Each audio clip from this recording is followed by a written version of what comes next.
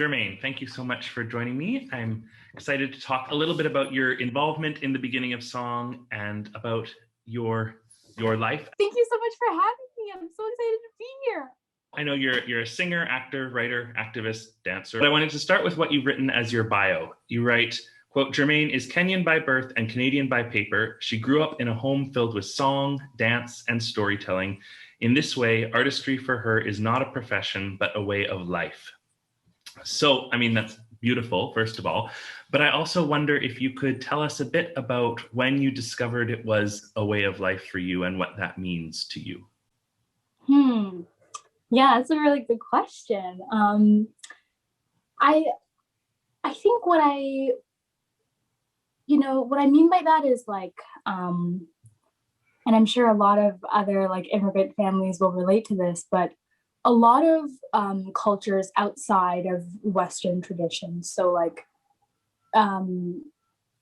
Eastern and African cultures, there's this like reverence for artistry in the sense that it's just such an embraced, integrated part of everyday life because it's so closely related to cultural identity. So one thing I find about like Eurocentrism and by extension, like our Canadian relationship with what it means to be an artist, we see it like our relationship with artistry is more as a thing that you do, you know, it's an act, but it's not thought of maybe as like a way of being, as part of our way of being. So that's what I mean by that broadly.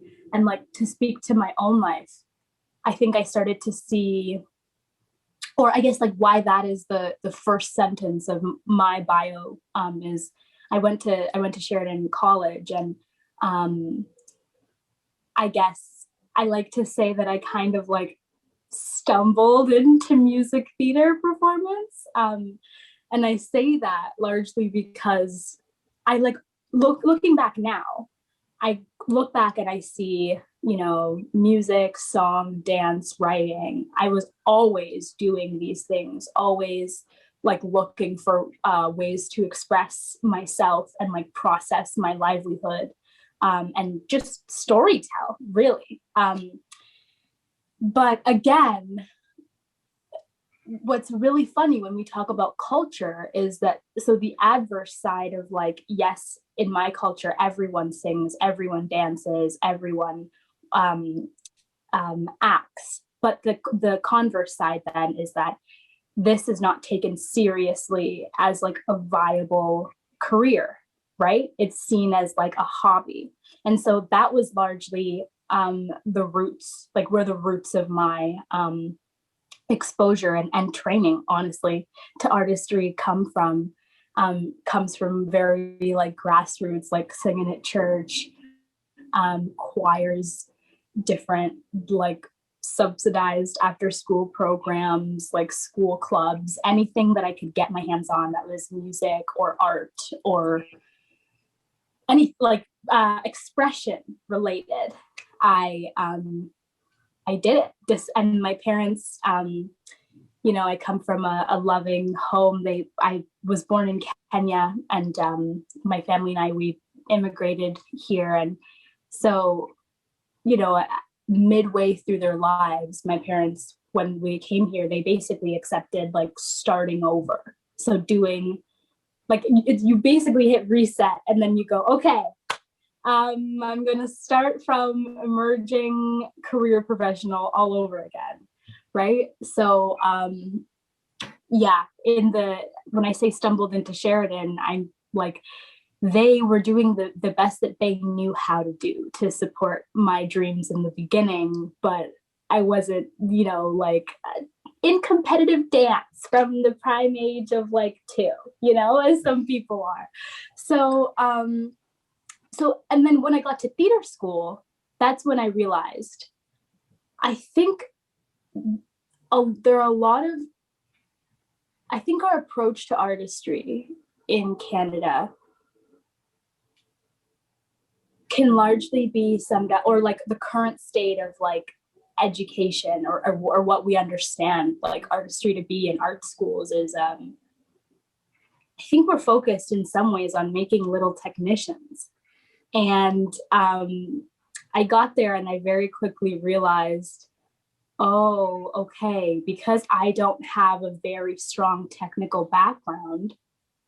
Okay, but I'm here for a reason, right? I have the artistry, the expression, the words, the dance, the song, they're coming out of me, despite the fact that maybe I didn't know what a soft palette was when I first started and all of that stuff, you know?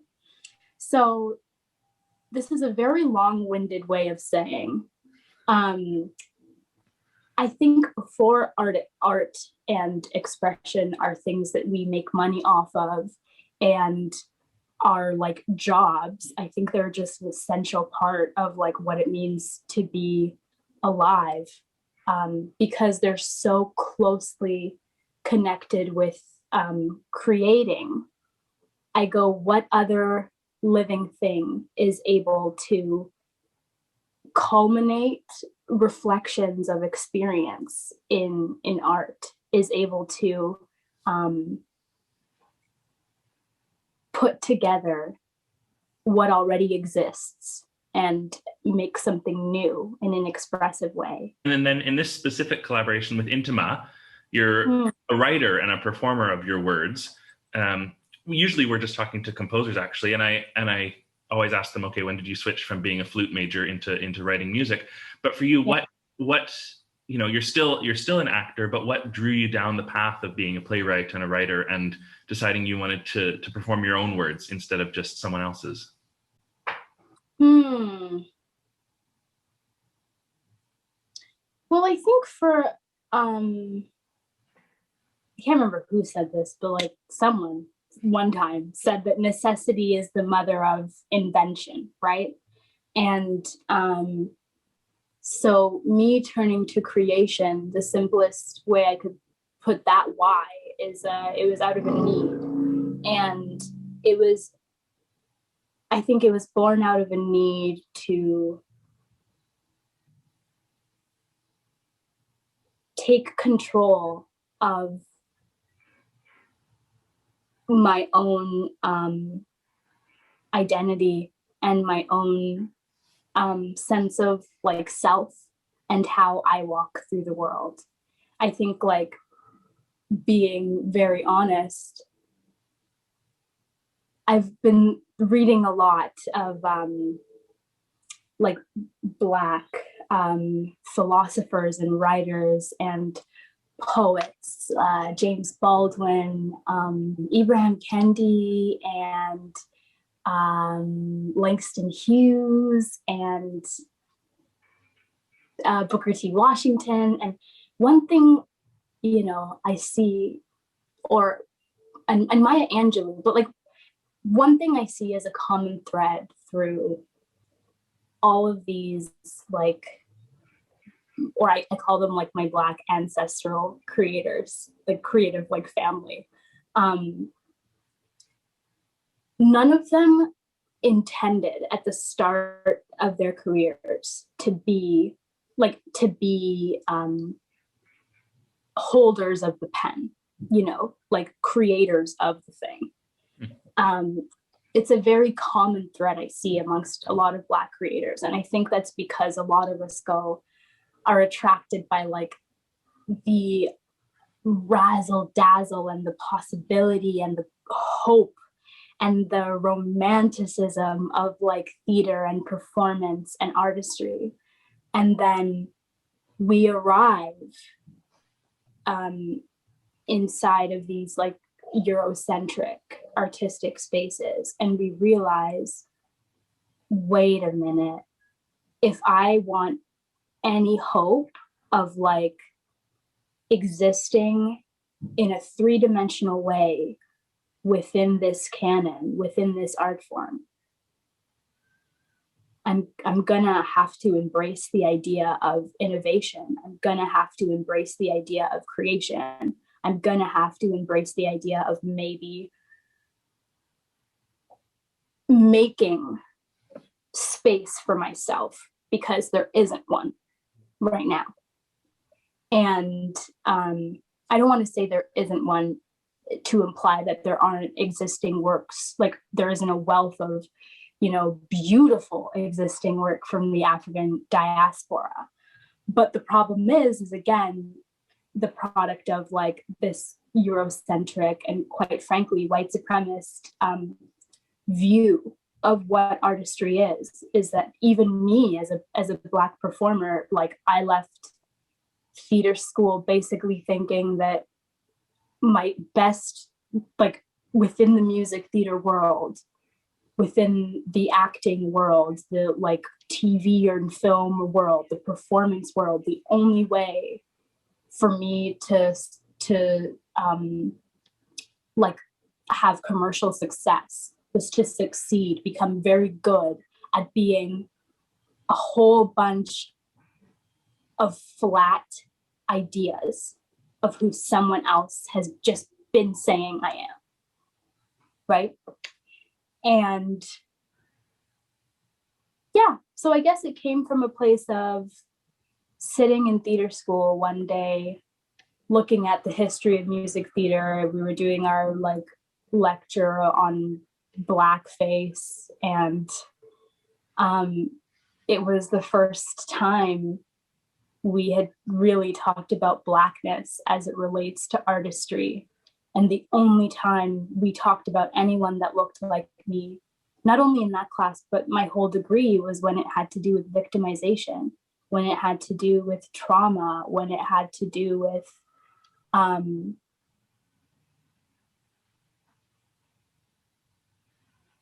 ultimately those stories like becoming benchmark of the canon, why we were studying them. It wasn't because of the beauty of the Blackness at display. It was because of its proximity to whiteness, right? The only reason we know Porgy and Bess and like celebrate that music of the Black South is because George Gershwin put himself close to Blackness, right?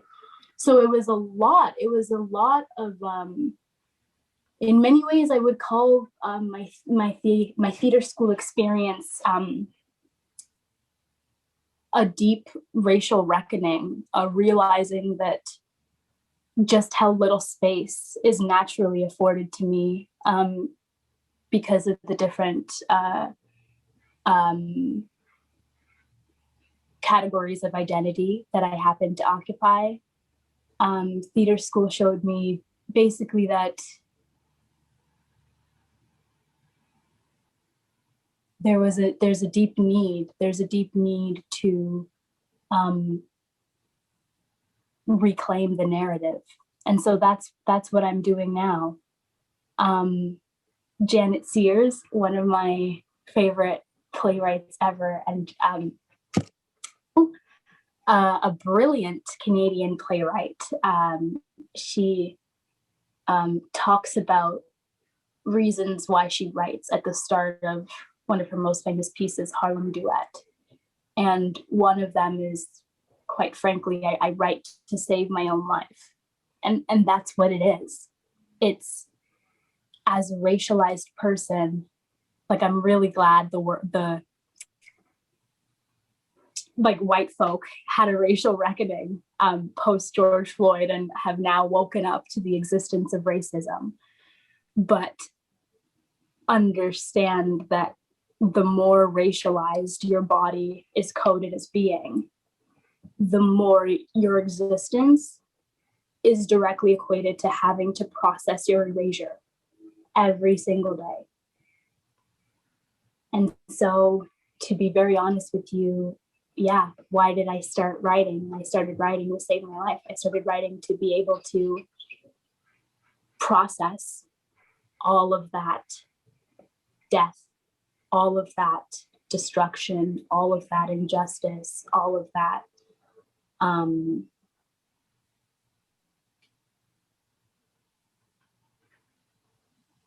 shrinking. Yeah. You also style yourself as an activist. this past, you know, in my time at theater school, I would say that like really I started working in education reform and activism. I've been doing it since I was in first year, just by nature of like, to accommodate my being there in a, you know, very colonial white supremacist space. I had to become very good at pursuing justice, pursuing equity. So so specifically this past year, I came on at Sheridan as a student liaison, and my work, well, that was one of my titles. I was also like a workshop facilitator. I developed a anti-racist and anti-oppressive workshop foundations course for my students. And it was, the function of the workshop was basically to bridge the gap between, okay, so June happened, this huge racial reckoning, like social media everywhere is inundated with all of this like anti-racist theory and political theory and socio-political like ideology, and it's all great, but as a young person trying to figure out like, okay, yes, I'm committed to change, but like, how do I now get this call for activism to translate into like my real life, my real perception of the world and the power dynamics at play here, my everyday classes. So yeah, I took the first semester of the school year to just have one-on-one conversations with the schools or the program's most marginalized students, talk to them very like just chat style. What are your thoughts on your time here? How are you enjoying it? What would make you feel more supported? And what do you, and most importantly, like, what do you think is missing in this school's commitment to starting a new equitable chapter? My work at Sheridan has led to the launch of an initiative called Curtain Up, which is, we're hoping that it's going to be, it can grow to become a watchdog organization for this, like, our country's marginalized youth when they enter institutions. And it was really born out of when I reached out to some of my community, artistic community, with what was going on at Sheridan. Because as you can imagine, like,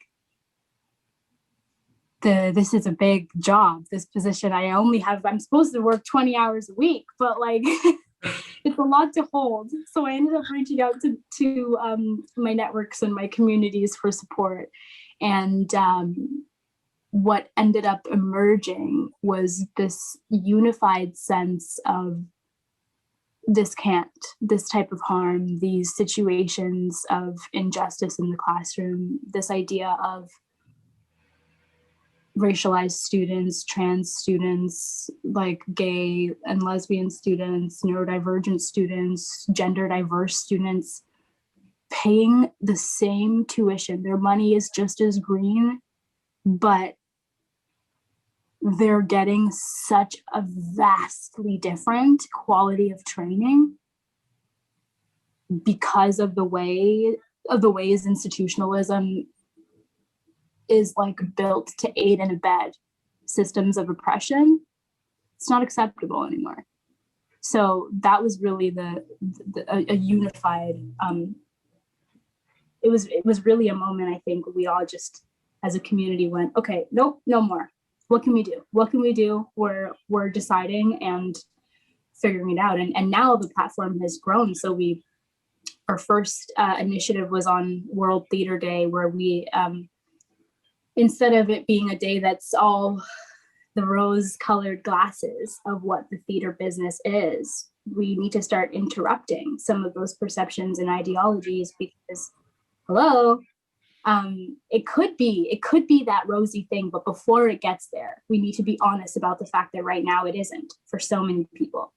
And So we encourage the community to use our template and repost some of their accounts from being in arts educational spaces. And we really, like, the outpouring of support was amazing. We reached over 7,000 accounts. In one day, we reached over 2,000 Instagram followers. We got locked out of the app. It thought we were a bot because we had so many like DMs. It was unbelievable. But what the day was like so truly exhilarating. It was to just see such a outpouring of support from the public and an outpouring of interest. So, you know, it's only the beginning. Basically, what we're hoping to mobilize a conversation come the start of May. We're hoping to maybe get on the news, the CBC. We're trying to go public, but start a conversation to just look into what is happening within our artistic educational spaces. Because the other thing the day showed us is that the harm that's reproducing itself at the post-secondary level, it doesn't just show up there. It's also in like high school classrooms, and even worse, some stories were about like elementary school classrooms as well. So I guess what I'm noticing is we as a country have some work to do to make sure our youth and our future generations are actually getting the quality, and every one of those individuals is getting the quality of education that they need to create the future country that we want to see. So yeah, follow us. We'll shameless plug. Follow us on Instagram at Curtain Up 2021. And what's coming next is we're going to be releasing a strategic demand as a community. And because now we have, you know, this base of support all in one place, the next step is going to be like, okay, here's how you can show up and like channel your support, channel your outrage, channel all of this interest into actual change. So look out for that. There'll be information on like how to send emails apps and who to send them to, what the demands are specifically. And we hope that in the future, when there's other equitable fights for justice happening at institutions, you know, we can repost and do the same allying and rallying of community. I have a quote here from another interview with you from Musical Stage Company, and you were asked what you hope for theater in a post-COVID world. And you said, quote, "I hope that theater post-COVID will be new and exciting, both because of the time we've spent away from shared storytelling and because of our efforts to finally include voices we are not used to hearing. My hope is not that things return to normal. Returning to normal would mean returning to nothing for many of these voices. Rather, I hope we are returning to better. I hope the theater and the future steps into what it could have been all along, a shared space for the humanity in all of us." So I wonder what you would say is the responsibility of major arts institutions and organizations. What is it their job to make sure they're doing right now, to make sure that change comes about and that change holds? Mm-hmm. Mm-hmm.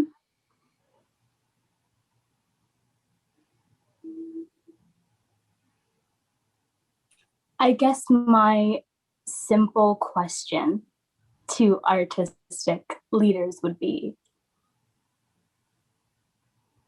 no, I'll preface my question by saying this. Considering that being like anti-racist, right? Ally. Both of those words, contrary to popular belief, are not nouns. They're actions, right? They're things that are active. considering the second thing I'll point out to consider, the only time that whiteness isn't centered within a white supremacist system is when it comes to dismantling white supremacy. And what do I mean by that? I mean, even the word ally. Who do we call allies in the fight for equity?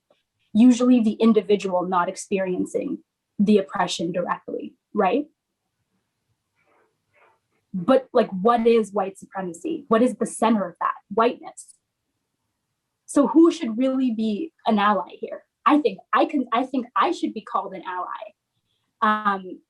The Black artists that you're now welcoming into your theater, and like, when we assist you in dismantling this system that we are not at the center of, right, ultimately.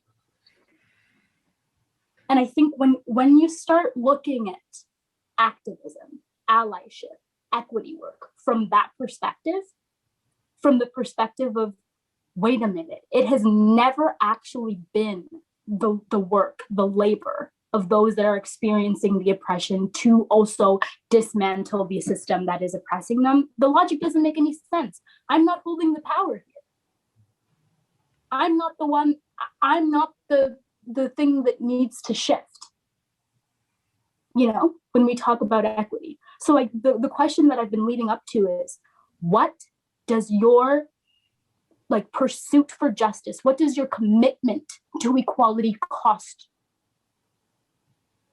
Because that's the disconnect I'm finding. That's the disconnect between, we can post Black squares and say we're committed to like making safe spaces for our actors. And then you're at your board meeting with your team of directors and like you're not having a conversation about how, hello, proximity, like if we're really talking about equality, it means something has to give. So something needs to be redistributed. How are we using the word decolonization in our press releases, but aren't also talking about what whiteness will need to move in order to make space for that? So this is the thing I want to say. If your commitment to diversity, equity, and inclusion as a company isn't actually costing you anything,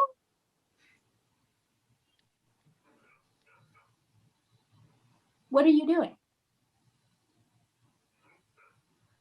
Ask yourself what you're really committed to.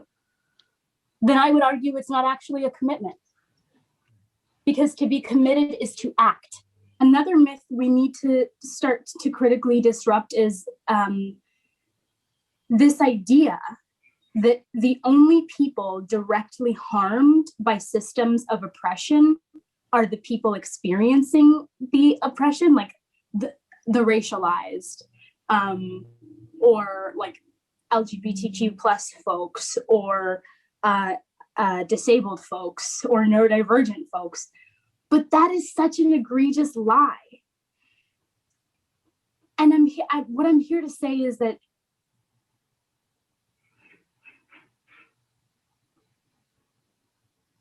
racism, systems of oppression, systems of injustice and inequity, the system of white supremacy as a whole, right?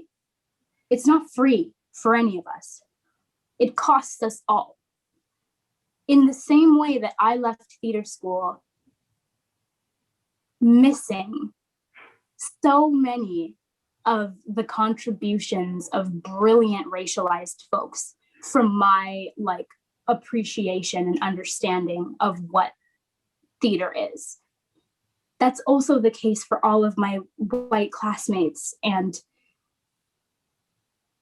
so what I'm thinking about is like, for all of you, like if I was a white person, I would be equally as pissed at racism. I would be equally as pissed at the institution of whiteness, because it has simultaneously robbed me of my culture as well.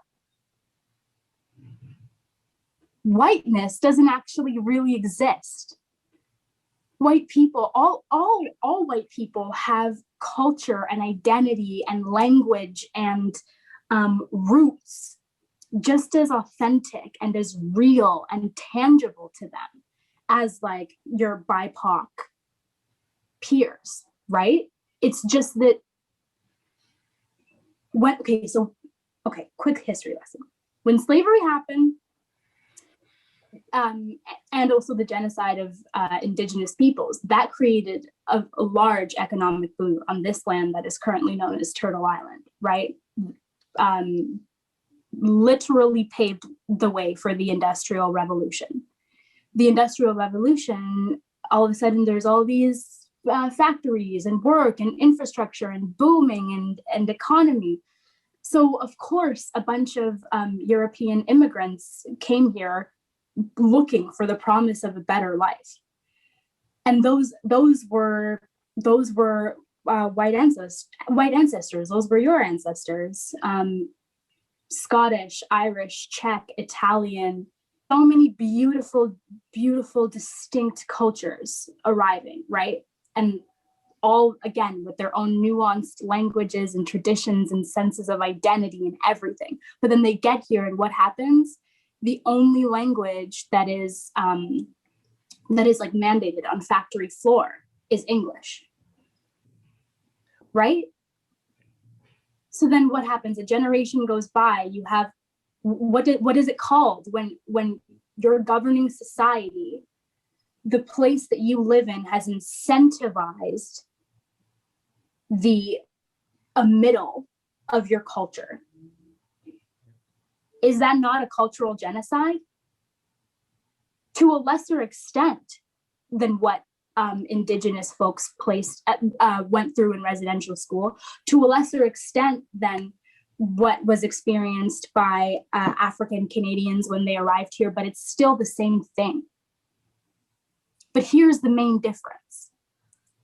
When your white ancestors, culturally purged themselves, here's the key difference between them and a Black worker living at that same time, is that their loss of culture within this white supremacist system afforded them a new title, this identity of whiteness, this identity of the white worker. And that was pivotal, because the only way our governments could continue to oppress marginalized people is by making sure that the white folks in the society living with them saw them as the enemy, right? How do you make someone see someone else as another? You create a new thing, a new system of belonging. So that's exactly what happened. So now, knowing that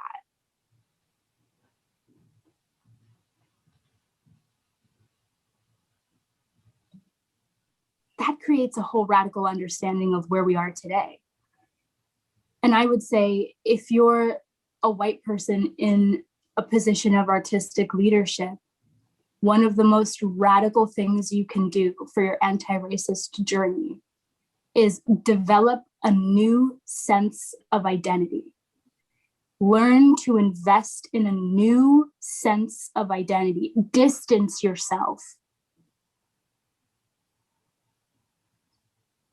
from what George Lipsitz, a great American scholar, calls the possessive investment in whiteness.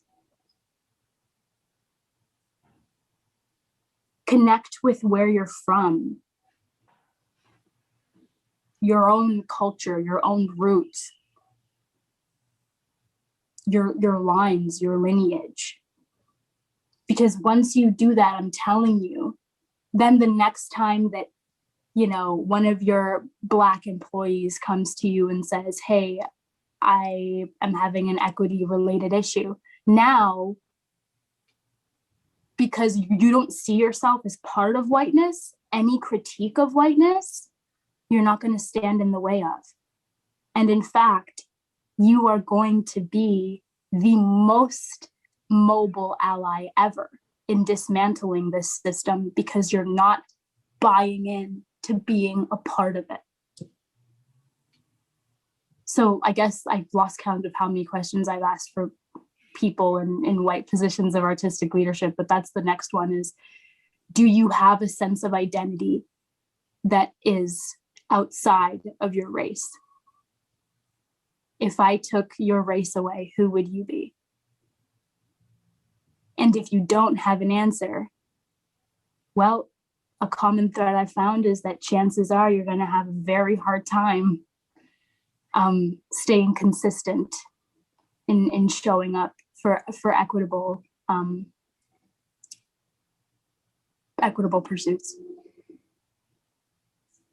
Well, and I think, you know, that just opens a door to a really beautiful world. Of course, I'm thinking specifically in the lens of intima, but like we are 12 individual artists plus however many collaborators we have through the door every year. And if we actually start exploring our individual identities in a different frame, like absolutely different world of art we can open into is pretty incredible. Like, the amount of richness and nuance and like layer. That's the problem. What I was saying before about how racism costs us all, really, it's not just that I've been, by consequence of me being reduced to a two-dimensional person, you've also been reduced to a two-dimensional person, right? In the fact that because race, this ideology, it also limits you in the same way that it limits me. So I'm just really excited for when we have truly like done the radical and really uncomfortable and really hard work that is like dismantling a white supremacist system, radically redistributing that power. When we have done that work and we can truly say like it's a post-racial society, I'm so excited for that time, because then, oh my God, I can see you for who you say you are. Then you get to be Jake, who has all of these like beautiful nuances and like bits and pieces that make you who you are, not just who I continue to socialize you to be.